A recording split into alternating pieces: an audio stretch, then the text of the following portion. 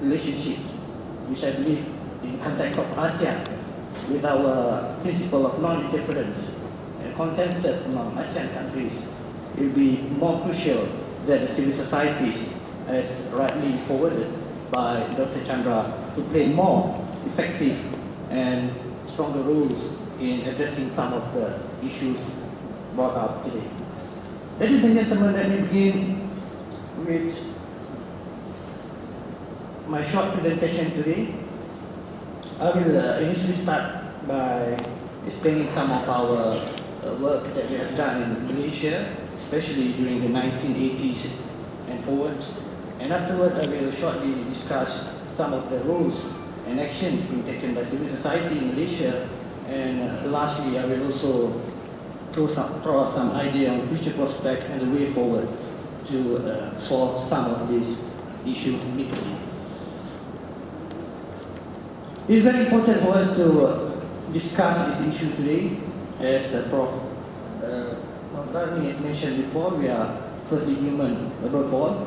And of course, as a Muslim, we do believe that the dignity should be upheld, both to Muslim and non-Muslim. And it has been well discussed by our scholars. One of which is Professor Dr. Wahbah Zuhairi, when he mentioned that dignity is of the natural right, hakun tabi'iyun of every human being. And even criminal, as he mentioned, is entitled to dignified treatment.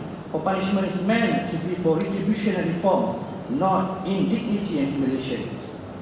Even criminal is ought to dignified treatment. And as we can see in our presentation previously, we believe that it is a right cause to fight for, and it's our fight and search for justice that we must put this question into its proper place. And I believe that among other, Prof. Kamali has rightly mentioned in his influential work, The Dignity of Man, on how to explain the Islamic perspective to address some of these issues. We also agree with Martin Luther King when he says that injustice anywhere is tracked to justice everywhere. And that's where we begin as Malaysians to appreciate these issues.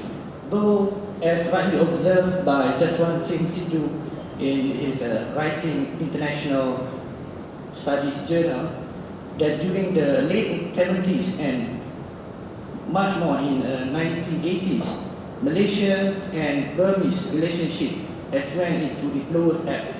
It is more like personalized and also insignificant relationship.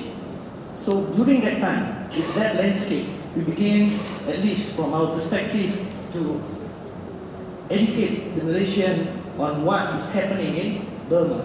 And mind you, we don't have Facebook, internet, and etc. at the time. So this is one of our efforts to printing and publication to educate the Malaysian on what's happening in Burma. And back in 1984, we were trying to educate the Malaysian community, especially among the Muslim and non-Muslim, about the gross violation committed, among others, the violation of mosques and the Muslim graveyards. And this is, as mentioned by Dr. Zami, entirely anti-Islam policies adopted by the junta government. And we also addresses some of the important issues and communication and how the Rohingya people try to plead for help, especially the Malaysian government and the civil society, and I believe we had done as much as we could to help and assist them. And back in 1992, we had initiated a fund in collaboration with TV3 and Berita Harian. It was not recently that the Malaysian contributed to the Rohingya plight. It was back in 1980s and then 1992. And just look at the amount that we collected at that time. It shows how passionate we are with these issues. I remember when I was in primary school, I was attending this, participating in this Larian Rohingya. I was having no idea what is Rohingya, what are their grievances at that particular time. But we did it. Almost all schools, government schools, had that program back in 1980s. And this is in the time when Malaysian foreign policy towards refugees and the plight of other Muslims were at height. Bosnian initiative were initiated in 1990s and Vietnamese refugees. So with that backdrop, it is understandable why some Rohingya Muslims who are in refugee in Malaysia defend the policy of the government when it comes to international critics and also some accusation that we mistreated the Rohingyans. They themselves come out and stood for the Malaysians that we, among other countries, have treated our fellow Rohingyans to the best that we could. This is a general perception of Malaysia. This is Mohamad Samsul. That child was lost somewhere in Soho back in 2007, and after a few searching missions, he was eventually found in the taken care by this young lady, Rashidah Nur Islam, who happened to be a Rohingyan lady. So the issue sparked out. My point is that as long as it doesn't affect normal Malaysian, this story doesn't come out, majority of the Malaysian does not really concern or have strong awareness given the media blackout of the issues that are currently happening in Myanmar. We look at some facts. I've just verified these facts yesterday with the UNHCR in Kuala Lumpur, and these are some of the facts. In 1998, there were about 5,000 Rohingyan population in Malaysia, and it constantly increased. As of 2002, when we collaborated with UNHCR for initial registration and documentation purposes, it was about 8,900 and 10,200. And at 2008, as was collected the data by Azharuddin and Azharuddin in area, 2012, it was about 14,000 Rohingyan community. Mind you, this is the documented data, and if we were to bring up the estimated numbers of population, UNHCR unofficially estimate that there is about 28,000. I mean, this is not estimation, sorry, this is the actual number registered by UNHCR as of yesterday, 28,000.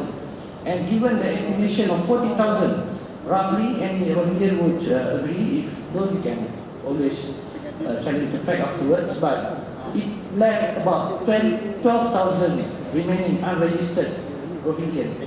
And regarding the whole population of Myanmar citizens in Malaysia, it has been reported and verified that there is estimately 250,000 Myanmar citizens are currently working in Malaysia, with 155,000 without valid documentation and working permits. And the Rohingya in Malaysia, out of that, stood about 40,000. So some of the problems, I agree with Dr. Now that we need to identify the problem before we could find amicable solutions to it. In conclusion, it could be outlined in 4 aspects. The first is citizenship and identification. Secondly, poverty and employment and job insecurity, access to education for children, and finally, family and social issues. Being stateless is not something you want. Just imagine you lost your passport somewhere in, Argentina or Brazil, the Amazon River. I mean, you are lost and you are hopeless. And given the number of 40,000 Rohingyans, the UNHCR expected that at the current rate, the registration will be completed only in 2015, provided that no significant numbers are coming, which is most unlikely. Secondly is the location. Given the location of UNHCR office in Kuala Lumpur and without any branches, I mean, this lack of mobility of registration force all Rohingya in Malaysia, be in Sabah, Sarawak or Peninsula, to come all the way to Kuala Lumpur merely for registration, which will took them, as for now, for about 1 year to get their numbers. And the next one is no strong community-based organization. Of course, there are a lot of Rohingya-based community working to assist their citizens, but then we need to find a way on how the government, the agencies would bridge the gap between the policymakers, the executioners and the citizens, and then begin with the right partnership with leaders of community among Rohingya in Malaysia. And finally, there's no proper civil documentation As for now, since they are queuing, no letters of any sort were given to them to identify themselves. At least few years before, they had this letter, if not the UN card. But given the current rate of registration, they have none. What more about birth certificates for newborn child and so on and so forth. The second problem is a sizable family of generally most Rohingya in Malaysia, and high dependency on sole breadwinner, the problem of homelessness, and the dire need for basic food and other needs. And mind you, they are not permitted legally to work. So most of them are doing petty job, illegal work, begging, and also involved in some sort of child labor. So these are some of the real policy issues being addressed by civil society. It's ABIM 13 registration for Rohingya, which will allow them to work. But of course, there are some other issues which involve multi-agencies and interests that need to be taken before we go to decide and give away this ABIM 13. They have been addressed a long time ago. And another problem is access to quality education. This is a typical madrasah in Rohingya, in Akyab, where they usually learn. This is just few meters from the camp. And they traditionally learn religious training and syllabus from this madrasah. Just look at the quality of the madrasah, and they are not having one here. But I'll show you later how some of our effort could help them. And finally, family and social issues. Of course, most of them, if not all, are Muslim.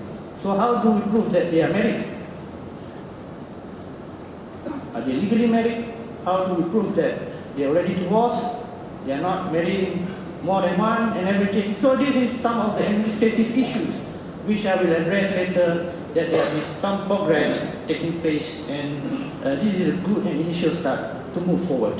And secondly, on socially excluded youth, being illiterate, even some of them went to school, the madrasah here, but eventually when you cannot climb up the stairs at tertiary education, there's nothing much left for you than to involve with some petty jobs. And it also concerned us about the women empowerment, how they are being educated, and some of the domestic issues relating to women in the community of Rohingya in Malaysia. So in the big picture would suggest that there are not many options that we have to solve some of the issues. Primarily, the most unlikely solution is to voluntarily repatriate them to Burma. So if I were to ask you who will voluntarily go back to Burma within this Rohingya community, I believe I wouldn't see any hand. The second one is resettlement to a third receiving country. Though it sounds lucrative, but then there are some quota limits.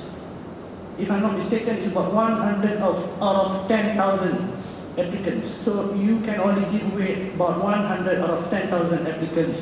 And the priority is given to refugees in other countries, in Cox's Bazar camps in Bangladesh, where the situation is much worse.